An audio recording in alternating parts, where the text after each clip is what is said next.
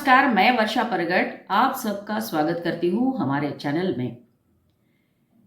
जब से हरियाणा के इलेक्शंस हुए हैं उसके बाद पूरे देश का माहौल जो है वो इतनी तेजी से बदला है कि उसको देखते हुए हम कह सकते हैं कहीं ना कहीं हिंदू कम्युनिटी जागरूक हो रही है।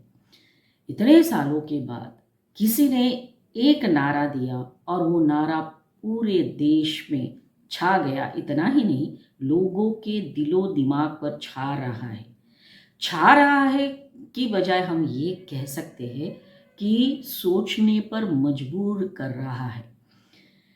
चाहे महाराष्ट्र की चुनाव की बात हो या झारखंड की चुनाव की बात हो, हम देख रहे हैं कि योगी आदित्यनाथ जिस तरह से अपने भाषणों में, अपने वक्तव्यों में तीव्रता ला रहे हैं, उस तीव्रता का असर कहीं ना कहीं जनमानस पर होता हुआ दिखता है।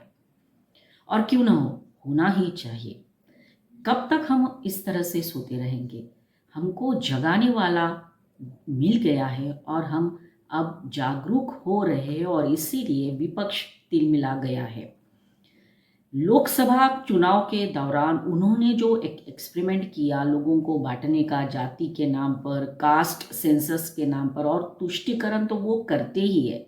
उसकी वजह से उसका जो परिणाम हुआ वो परिणाम ये था कि उनकी कुछ सीटें बढ़ गई और बीजेपी की सीटें कम हो गई।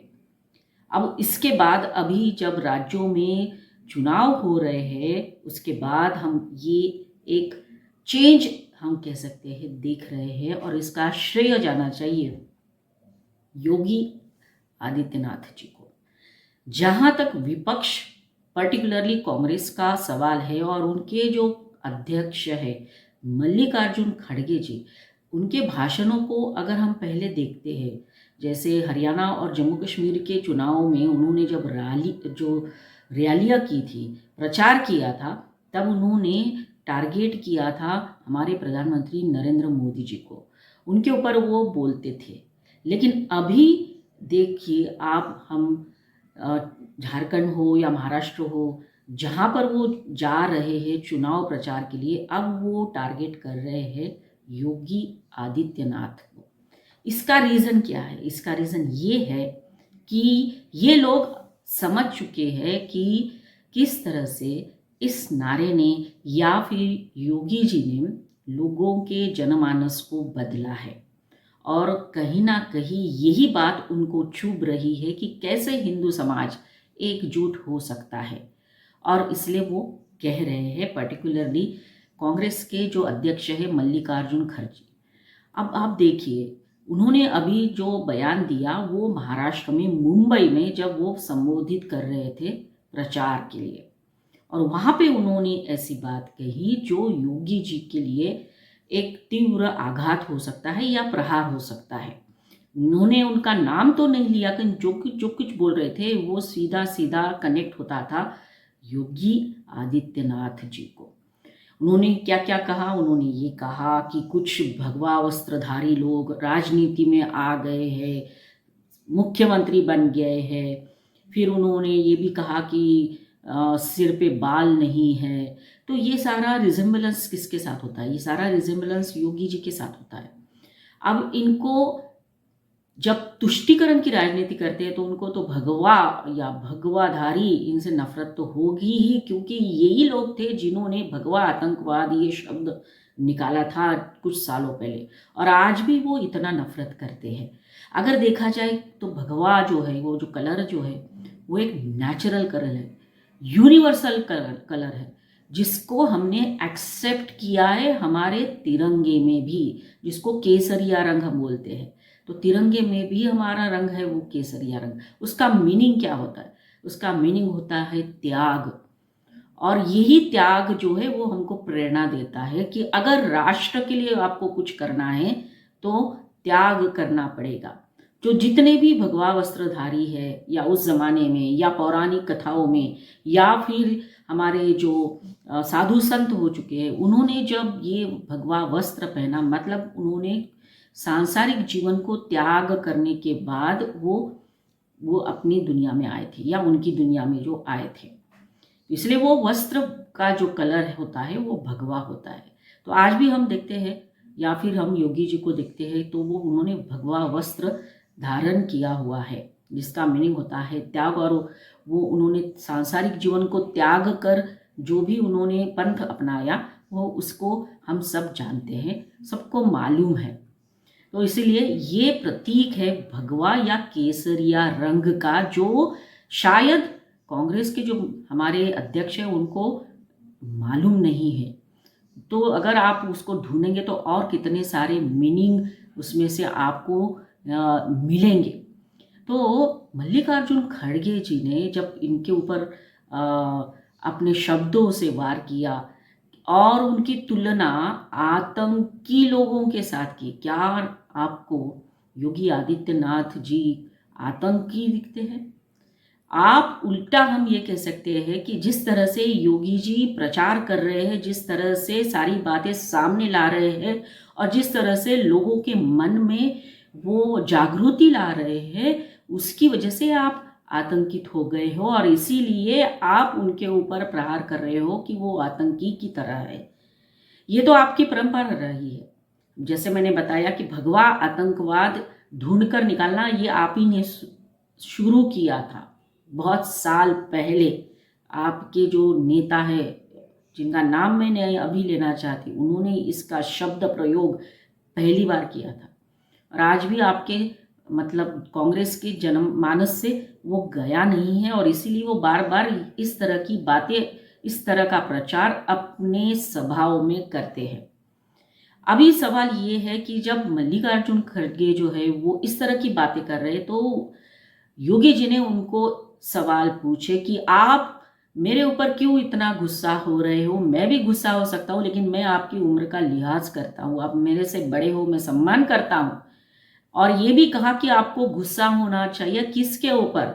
निजाम और रजाकार के ऊपर, जिन्होंने उनके घर को बर्बाद किया था, जलाया था। ये बात तो ये कहते ही नहीं है।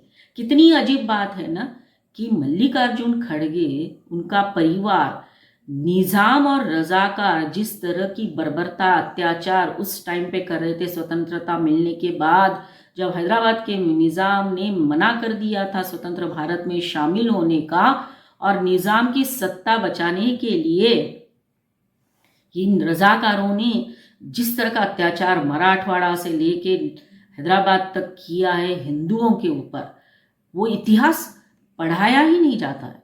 आज के बच्चों को पूछो रजाकार का मीनिंग क्या है, उनको नहीं मालूम है। कैसे मालूम होगा? क्योंकि हमारे इतिहास की किताबों में इस तरह की बातें सिखाई नहीं जाती है। इतनी जो बातें हैं कि निजाम ने मना कर दिया, ऐसा हुआ वैसा हुआ, बस बाद में शामिल हो गया, वो तो गनीमत है। हमारे साथ सरदार वल्लभ भाई पटेल जैसे नेता थे जिन्होंने एक्शन लिया, जिसका नाम था पोलो, ऑपरेशन पोलो। तो मल्लिकार्जुन ये जो कांग्रेस के जो नेता है मल्लिकार्जुन जी, ये अपने ऊपर हुए अत्याचार भी भूल गए।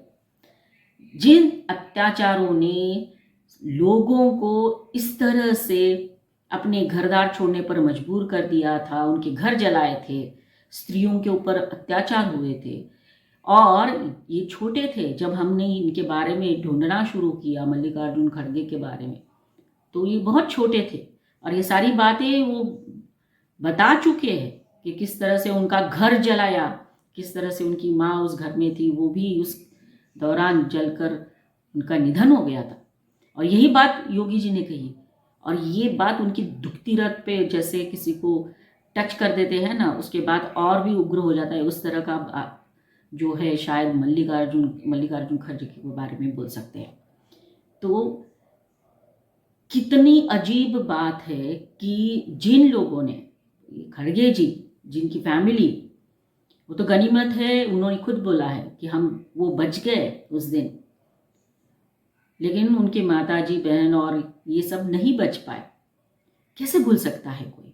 आज अगर हम उस दौरान की बात करते हैं और कई सारे ऐसी फैमिलीज होंगी जिन्होंने ये अत्याचार रजाकारों का झेला होगा, तो क्या वो भूल गए होंगे?